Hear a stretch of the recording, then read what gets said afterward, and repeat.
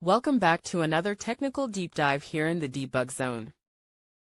Today, we're tackling a big question and breaking it down with insights from other users. Hopefully, this clears up some misconceptions and helps you get the answer you need. So buckle up, stay a little curious, and let's jump right in.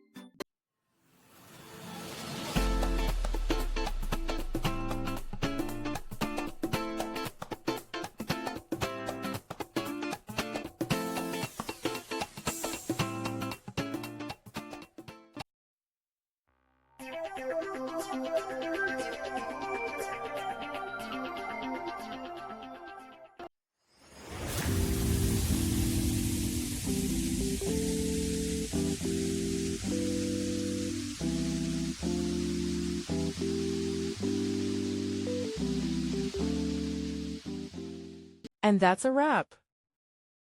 I hope you found the answer you were looking for. If you did, take a second to hit that subscribe button. It really helps out. And let me know in the comments which solution worked best for you. See you next time in the Debug Zone.